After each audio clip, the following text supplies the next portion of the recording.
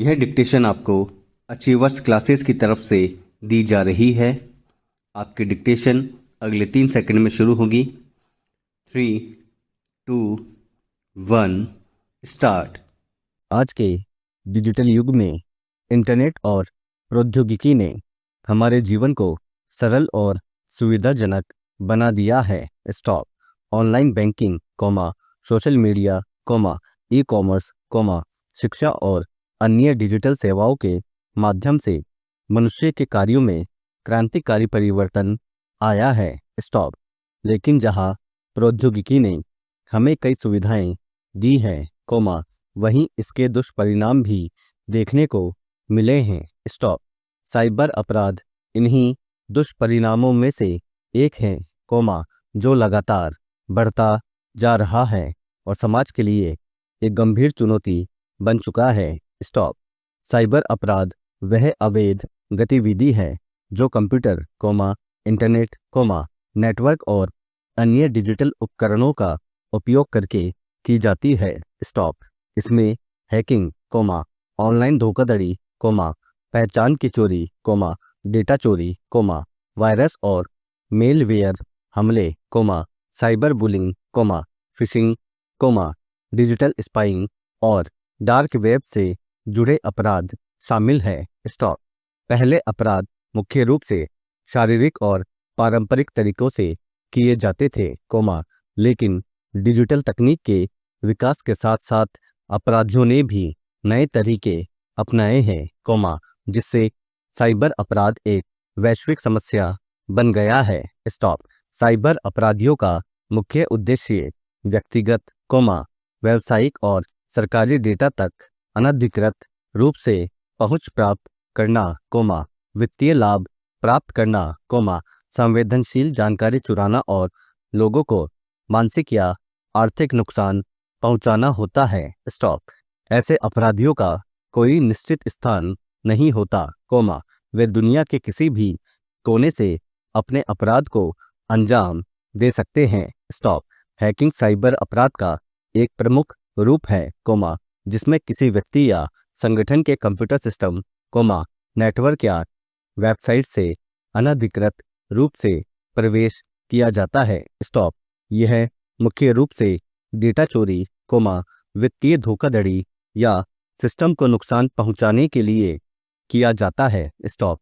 कई बार हैकर्स बड़े संगठनों या सरकारी एजेंसियों को निशाना बनाते हैं, जिससे लाखों लोगों की जानकारी लीक हो सकती है। स्टॉप। पैरा फिशिंग एक और आम साइबर अपराध है, जिसमें अपराधी नकली ईमेल, वेबसाइट या मैसेज के माध्यम से लोगों को धोखा देकर उनकी संवेदनशील जानकारी, जैसे कि बैंक खाते की जानकारी, पासवर्ड और क्रेडिट कार्ड डिटेल्स प्राप्त करते हैं। स्टॉप। यह आमतौर पर नकली बैंक वेबसाइटों या धोखाधड़ी वाले लिंक के माध्यम से किया जाता है, जिसे देखकर आम व्यक्ति धोखा खा सकता है। स्टॉप। मेलवेयर और रैंसमवेयर हमले भी साइबर अपराध की एक गंभीर श्रेणी में आते हैं। स्टॉप। इसमें अपराधी किसी कंप्यूटर सिस्टम में हानिकारक सॉफ्टवेयर डालकर डेटा को संक्रमित कर देते हैं। स्टॉप।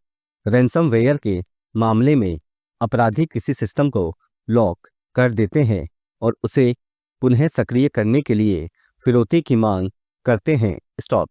हाल के वर्षों में कई बड़े बड़े संगठनों और अस्पतालों पर ऐसे हमले हुए हैं, जिससे भारी वित्तीय नुकसान हुआ है। स्टॉप। साइबर बुलिंग और ऑनलाइन उत्पीड़न भी तेजी से बढ़ रहे हैं। स्टॉप। सोशल मीडिया और मैसेजिंग ऐप्स के माध्यम से लोग दूसरों को धमकी देते हैं, मानसिक उत्पीड़न करते हैं या उनकी छवि खराब करने का प्रयास करते हैं। स्टॉप।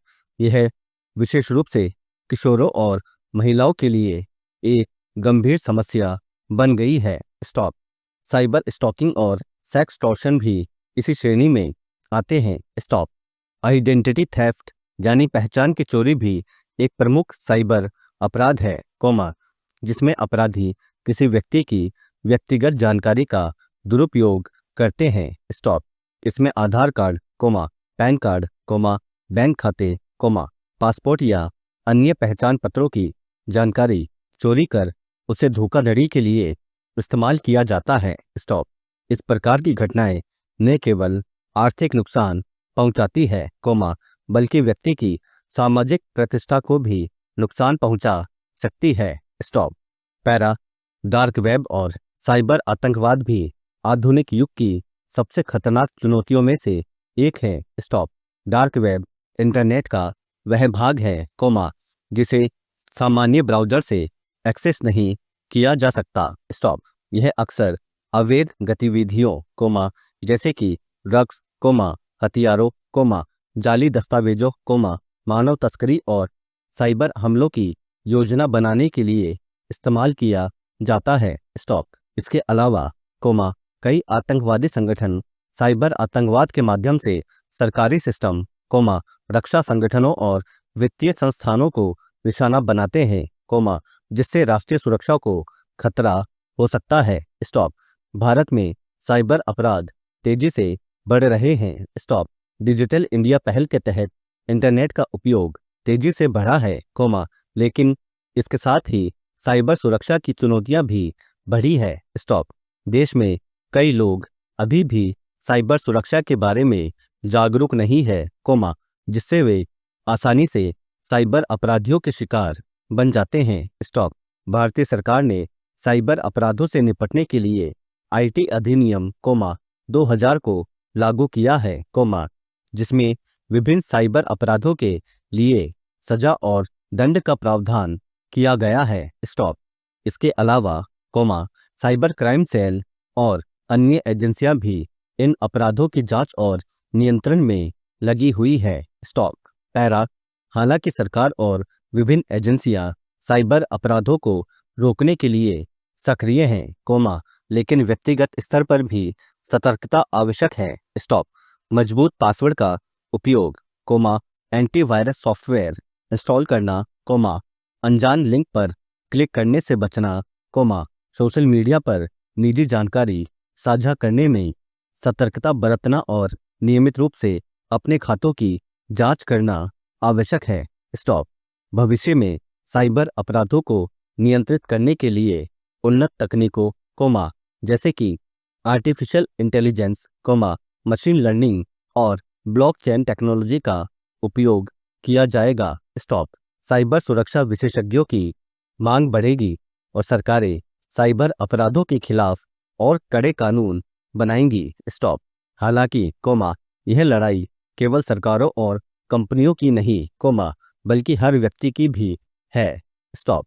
जब तक लोग खुद जागरूक नहीं होंगे और सतर्कता नहीं बरतेंगे, तब तक साइबर अपराध पूरी तरह से समाप्त नहीं हो सकते। स्टॉप। साइबर अपराध केवल एक तकनीकी समस्या नहीं, बल्कि सामाजिक, आर्थिक और नैतिक मुद्दा भी है। स्टॉप। यह आधुनिक समाज की एक कड़वी सच्चाई बन चुका है, जिससे बचने के लिए सभी को मिलकर प्रयास करने होंगे। स्टॉप। यह सुनिश्चित करना आवश्यक है कि डिजिटल युग की सुविधाओं का आनंद लेने के साथ साथ हम अपनी सुरक्षा को भी प्राथमिकता दें। स्टॉप। साइबर अपराध के लिए सतर्कता, तकनीकी सुरक्षा उपायों और कानूनी परिवर्तन के समुचित समन्वय से ही हम एक सुरक्षित डिजिटल भविष्य की ओर बढ़ सकते हैं। स्टॉप। अगर आपको डिक्टेशन पसंद आई है तो लाइक करें, शेयर करें और चैनल को सब्सक्राइब करना ना भूलें। Thank you.